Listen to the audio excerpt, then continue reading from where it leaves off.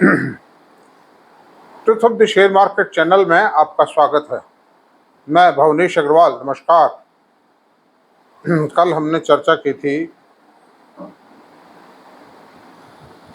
वो चर्चा 20 मिनट की थी, 21 मिनट की थी, और चर्चा का विषय यही था कि भाई थोड़ा संभल के चलो। अब आज पहले तो हम शेयर बाजार पे चर्चा कर लेते हैं, मार्केट पोजीशन पे चर्चा कर लेते हैं। कल यूएस में सीपीआई डाटा आ गए हैं और सीपीआई डाटा में 3.4% इन्फ्लेशन आया है, ग्रोथ। पिछले महीने 3.5 आया था, उसके मुकाबले 0.10 कम है। कोई खास बात नहीं, इसको सेम ही मानना पड़ेगा, कोई बहुत बड़ा फर्क नहीं है। और बिडेन साहब ने भी कहा कि भाई the inflation is on the higher side and now it is not possible to reduce the pet immediately. मतलब तो खैर देखा जाएगा, 2 महीने 4 महीने 6 महीने बाद हो जाएगा, और क्या होना है। मतलब अनदर थिंग, बाजार लाइफ टाइम हाई भी बंद हुए हैं रात अमेरिका यूएस के। खासतौर से नेस्डैक बहुत तेज है, जो टेक्नोलॉजी शेयर बहुत तेज हैं। तो कुछ तो इनको लग ही रहा है। दुनिया के एक से एक दिग्गज खिलाड़ी वहाँ बैठे हैं, दिग्गज इन्वेस्टर हैं, बड़े बड़े एनालिस्ट हैं, बड़े बड़े स्टूडेंट हैं, बड़ी बड़ी रिसर्च मतलब इंस्टीट्यूशंस हैं जो शेयरों पर रिसर्च करती हैं। दुनिया का सबसे बड़ा मार्केट है, तो ऐसा तो नहीं हो सकता कि लगातार ऊपर जाता ही रही है।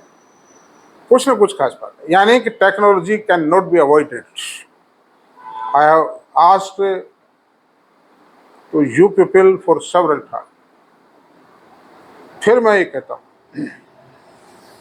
और भारतीय बाजार भी तेज खुले थे लेकिन गिरावट पे बंद हो गए। ऐसा लगता है वही बात है, चुनाव तक मैं समझता हूँ बड़े जो इन्वेस्टर हैं वो अपने कमिटमेंट बढ़ाना नहीं चाहते हैं, वो नॉर्मल चढ़ना चाहते हैं। और पहले से प्लस पॉइंट हैं, जो माइनस पॉइंट जिन्होंने प्लस में कर भी रखा ऑपरेटर्स ने, और जिनमें उनको भारी भरकम प्रॉफिट है, वो बेचते ही हैं। वही हो सकता है दूसरे शेयरों की चुपचाप धीरे धीरे पोजीशन ले रहे हो, ये भी है। उनकी कारीगरी का, उनकी होशियारी का, किसी को जादू है उनका, कुछ पता नहीं पड़ता है। तो अब आज हम आते हैं मेन टॉपिक पर, और मेन टॉपिक ये है कि कुछ शेयरों का मैं फिर कंपैरिजन चार्ट करूँ। उस दिन मैंने पीएसयू शेयरों के बारे में बताया था, कुछ पावर शेयरों के बारे में बताया था, और कुछ और शेयरों के बारे में बताया था। उनका कंपैरिजन किया था बाकायदा कि ग्रोथ कितनी आई और शेयर की प्राइस कितनी बढ़ी। आज मैं उससे भी बेहतर कंपैरिजन आपको देने जा रहा हूं, एक बहुत बड़े सेक्टर को, जो शेयर इस समय बहुत तेज हैं, उनसे कंपैरिजन करा। हम कंपैरिजन करेंगे आईटी सेक्टर के शेयरों का, Tata power, Tata chemical, NTPC, इस तरह के शेयरों से कंपैरिजन करेंगे हम कंपैरिजन करेंगे। और कंपैरिजन में शुरू करता हूं, विप्रो को लेते हैं हम सबसे पहले, फर्स्ट ऑफ ऑल विप्रो। और विप्रो का कंपैरिजन करेंगे एनटीपीसी से, नेशनल थर्मल पावर कॉरपोरेशन। अब आप ये कहेंगे कि साहब बिजली का और ये आईटी सेक्टर का क्या संबंध है, क्या कोरिलेशन है?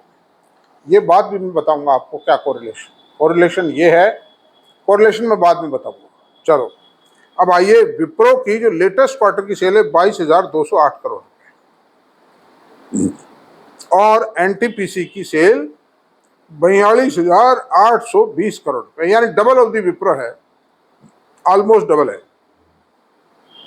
अब आप आ जाए टीटीएम ईपीएस, ट्रेलिंग 12 मंथ्स की ईपीएस क्या है इन दोनों की? विप्रो की 21 रुपए 13 पैसे है और एनटीपीसी की 20 रुपए 11 पैसे है। तो अब अपन कंपैरिजन करते हैं कि विप्रो की 22,000 पर 21 रुपए की ईपीएस है, और एनटीपीसी की 42,000 रुपए की सेल पर, 42,000 करोड़ की सेल पर 20 रुपए 11 पैसे की ईपीएस। ये साफ शो करता है कि डबल सेल होने के बावजूद भी बराबर ईपीएस है, यानी margin are very poor, equity is very large, it is clear cut है। और ये तो बहुत पीक पीरियड है इनका, उस वक्त है ये हालत। और विप्रो मतलब आईटी सेक्टर का मरा हुआ टाइम, उस मरे टाइम में भी पावर सेक्टर जो बूमिंग सेक्टर बताया जा रहा है, इसमें ग्रोथ नहीं आ रही है, कहने की बातें हैं खाली, उसके बावजूद भी दे आर फार कंपेरेबल। अब आप देखते हैं, अपन पी रेशो पे देखते हैं, मेन जो जो रस है, जैसे ऑरेंज में कितना रस है उसी तरह से कितना रस है, पी रेशो वो है। ईपीएस और पी रेशो दोनों वो चीजें। विप्रो का पी रेशो 21.77 है, 21.77 पी रेशो, और एनटीपीसी का 17.81 पी रेशो है। तो आप ये देखिए कि विप्रो का इस बुरी हालत में भी 21.77 का पी रेशो है, मतलब ये रियली रिमार्केबल। अब डिविडेंड डील पे आते हैं, नहीं अभी ग्रोथ पर आते हैं। विप्रो की -4.24% ग्रोथ है और एनटीपीसी की 8.20% की ग्रोथ है। बूमिंग पीरियड में 8.28 ग्रोथ है और उसके वर्स्ट टाइम में 4.24 की यानी 4.25% की माइनस ग्रोथ है। जो worst of the worst period है, वर्स्ट जो होना था वो हो लिया। इनका जो वर्स्ट था जब तो इनका पता ही नहीं पड़ा, मिट्टी हो गई थी। अब वैल्यू की बात करते हैं, बुक वैल्यू की बात करते हैं। विप्रो की बुक वैल्यू 148 रुपए है और एनटीपीसी की बुक वैल्यू 151 रुपए 62 पैसे। डिविडेंड यील्ड विप्रो में 0.22 है और एनटीपीसी में 2.2 है, 2.2 रुपए 2.02%। अंडर दिस सेगमेंट ठीक है, एनटीपीसी का डिविडेंड यील्ड ज्यादा है मान ली, लेकिन डिविडेंड के पीएसयू शेयर होने के लिए गवर्नमेंट लेती है इनसे डिविडेंड, लेकिन और विप्रो देता भी कम है। आईटी सेक्टर में सबसे कम जो पे आउट है डिविडेंड का वो विप्रो का है। तो खैर एनी हाउ आते हैं, तो worst of the worst period में भी विप्रो बहुत से माने में इससे बेटर प्रतीत हो रहा है। अब टीसीएस पे आते हैं, टाटा कंसल्टेंसी सर्विसेज पे। टाटा कंसल्टेंसी की फर्स्ट क्वार्टर की बिक्री है 61,237 करोड़ रुपए और टाटा पावर से करते हैं, टाटा की कंपनी को टाटा से कंपेयर कर रहे हैं। 15,846 करोड़ रुपए की सेल है टाटा पावर की, यानी just 1/4 of TCS. Trailing 12 months की ईपीएस है 11 रुपए 52 पैसे, नहीं इसमें 126 रुपए 88 पैसे। टीटीएम टीसीएस की ट्रेलिंग 12 मंथ्स की ईपीएस 126 रुपए 88 पैसे वर्ष पीरियड में, और टाटा पावर की ईपीएस क्या है 11 रुपए 52 पैसे। अब आप आइए TTM price earning ratio. TCS का प्राइस अर्निंग रेशो 30.46 है। भारत की तीसरे नंबर की कंपनी है जो टुडे टीसीएस 30.46 के पी रेशो पे, और टाटा पावर का पी रेशो क्या है 37.38, 7 पॉइंट ज्यादा टाटा पावर सेक्टर का। यानी टीसीएस आईटी सेक्टर की कंपनी है, उसके मुकाबले इसका पी रेशो 7 पॉइंट ज्यादा है, जो कि बूमी पीरियड है। और ग्रोथ कितनी आई -4% टाटा पावर की, और टीसीएस की ग्रोथ कितनी आई क्वार्टर ऑन क्वार्टर टैली कर रहा हूं मैं, नहीं वो ईयर ऑन ईयर टैली कर रहा हूं। टीसीएस की ग्रोथ आई 9.32% और टाटा पावर की क्या आई -4%। उसके बावजूद भी टाटा पावर का पी रेशो 37.29 है, टीसीएस की 9.32% ग्रोथ आई, उसके बावजूद उसका पी रेशो 30.46। अब बुक वैल्यू पे आइए, टीसीएस की बुक वैल्यू 250 रुपए और टाटा पावर की बुक वैल्यू 101 है। डिविडेंड यील्ड टीसीएस का 1.89% और टाटा पावर का 0.46%। This is the dividend yield, यानी लेस देन 1/4। और टाटा टीसीएस जो पिछले 2 सालों में 2 बार बाईबैक कर चुका है, वो उसका बेनिफिट और जोड़िए। एचसीएल टेक्नो की सेल है फर्स्ट क्वार्टर की 28,499 करोड़, ईपीएस है 57 रुपए 86 पैसे। और आप देखिए टाटा कंज्यूमर की जो सेल है, टाटा कंज्यूमर टाटा की कंपनी है, कंज्यूमर प्रोडक्ट है, एफएमसीजी कंपनी है, उसको कंपेयर करते हैं 3926 करोड़ रुपए की बिक्री है, सेल है। यानी एचसीएल टेक्नो 28,500 करोड़ मान लीजिए इसको टेंटेटिवली, और टाटा कंज्यूमर मात्र 3926 करोड़। ईपीएस लगाइए आप। HCL टेक्नो का ईपीएस है 57.86, टीटीएम ईपीएस 57 पॉइंट, यानी पिछले 12 महीने का ईपीएस है 57.86 रुपए। और टाटा कंज्यूमर का पी रेशियो है, ईपीएस है TTM 12.07, less than 1%, less than 25% है। TTM price earning ratio HCL techno का 23.20 है, यानी 23.20 है उसका पी रेशियो, जो महत्व सबसे मेजर बिगेस्ट में tool to measure the price of valuation of the share.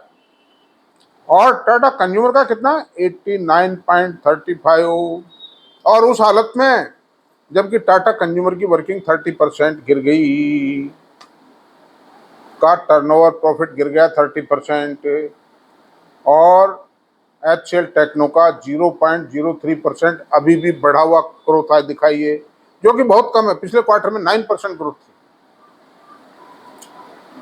March quarter the worst quarter होता है आईटी कंपनियों का, और इस समय तो बहुत पिटे हुए हैं शेयर, जब है ये हालत तो। अब आप आइए बुक वैल्यू पर। HCL टेक्नो की बुक वैल्यू 251 रुपये 55 पैसे है, और टाटा कंज्यूमर की बुक वैल्यू 168 रुपये 52 पैसे है, यानी मुश्किल से 60-65% बुक वैल्यू है टाटा कंज्यूमर की, जबकि HCL टेक्नो की बुक वैल्यू 251 रुपये, यानी 35% more than Tata consumer. Dividend yield पे आइए। HCL टेक्नो की डिविडेंड यील्ड है 5.21% एनुअल, एफडीआर के ब्याज के बराबर हो गया डिविडेंड यील्ड। और टाटा कंज्यूमर की यील्ड, डिविडेंड यील्ड क्या है 0.72%, यानी 12 सैकड़ा सालाना। दिस इज द पोजीशन, हर माने पर, हर फ्रंट पर बेटर है। अब इन्फोसिस को कंपेयर करते हैं काय से, टाटा केमिकल से। टाटा की कंपनी को टाटा से कर रहा हूं, मतलब ये तीसरा मौका है, थर्ड इवेंट है ये। इन्फोसिस की सेल है लेटेस्ट क्वार्टर की 37,923 रुपए, ट्रेलिंग 12 मंथ्स की ईपीएस है 63 रुपए 19 पैसे। इन्फोसिस की ईपीएस है 63 रुपए 19 पैसे।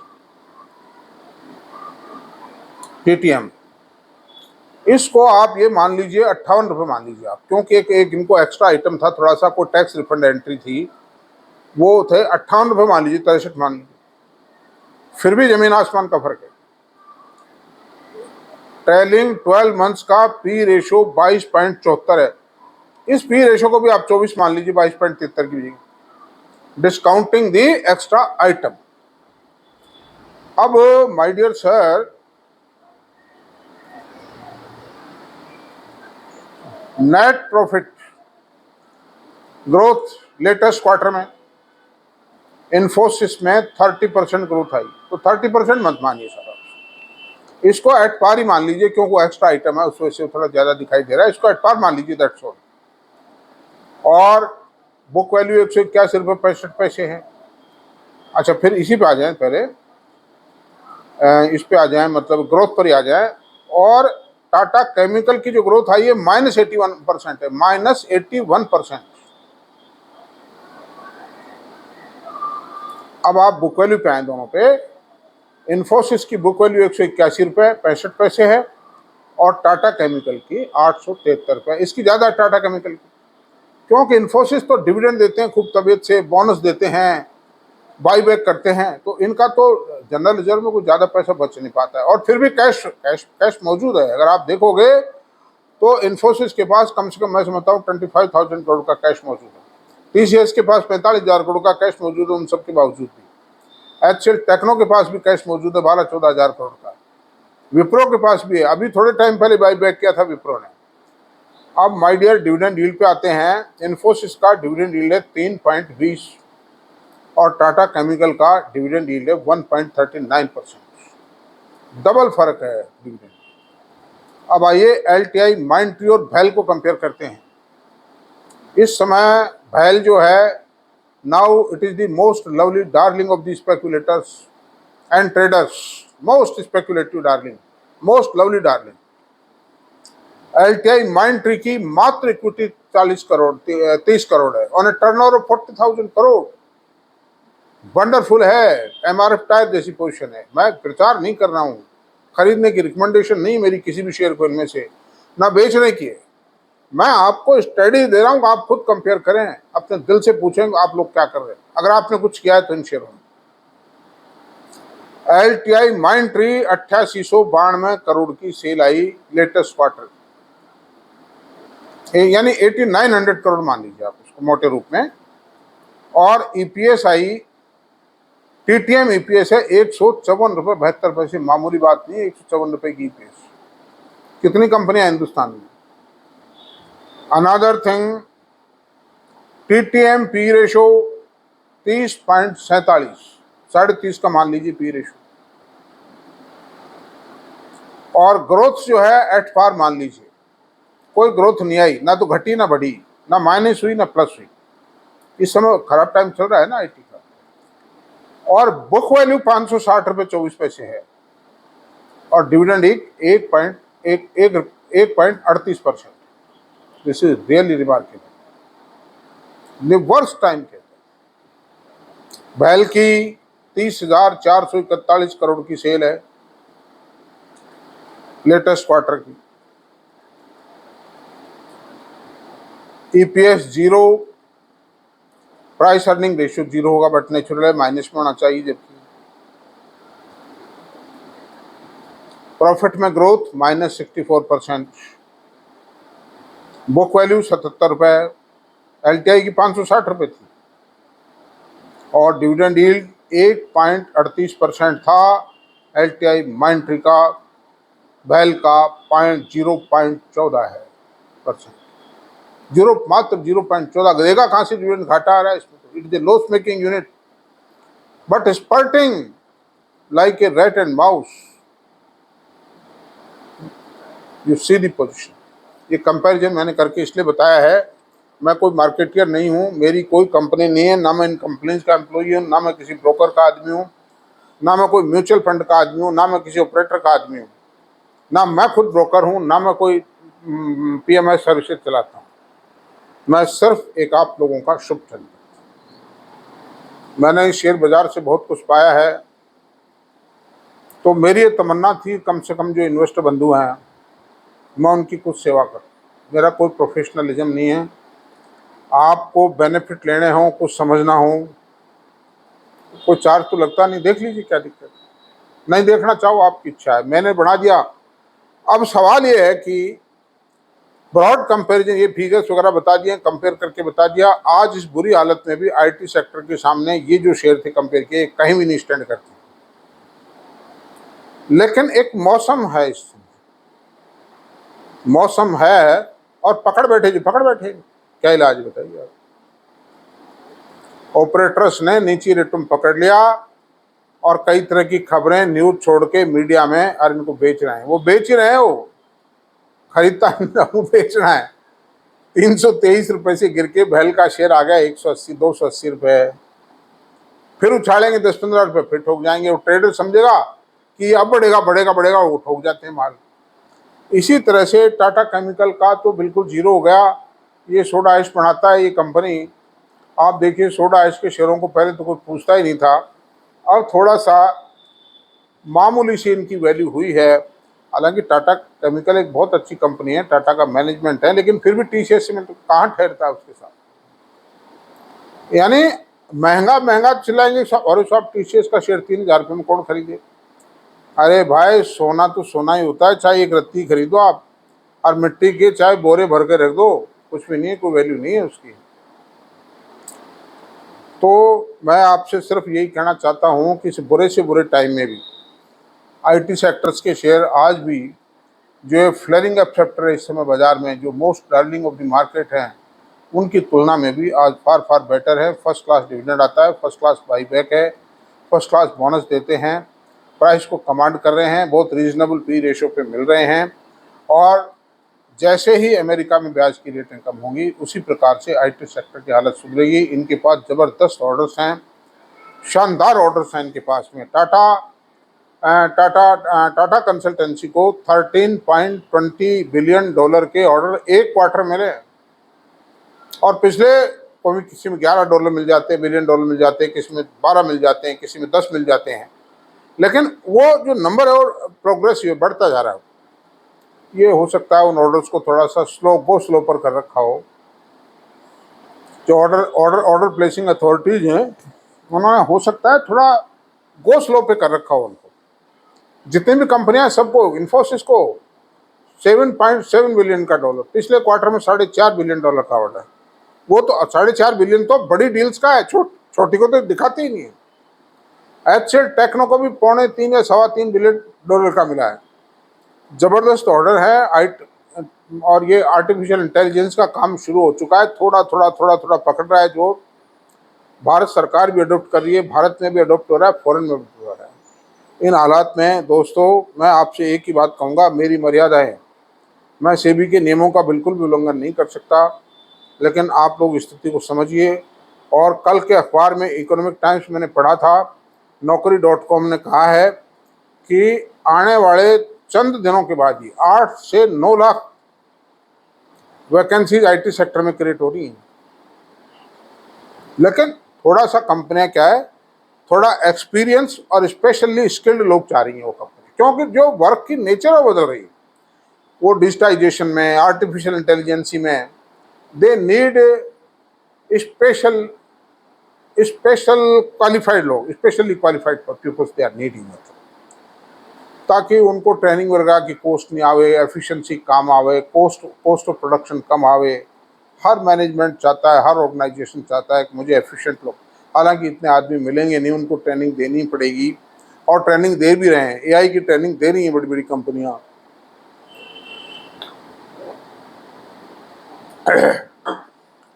मेरा फर्ज था बताना, मैं इसके बदले कुछ चाहता नहीं हूँ, कुछ भी नहीं चाहता हूँ, नथिंग।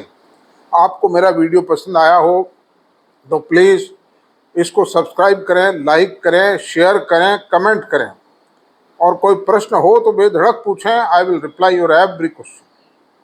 बस एक ही प्रार्थना है कि क्वेश्चन को साफ लिखें, वो थोड़ा सा ऐसे डायलॉग में उस भाषा में ना लिखें, बिल्कुल साफ क्वेश्चन लिखें, ताकि मैं जवाब फटाक से दे दूंगा, आपको कोई दिक्कत नहीं।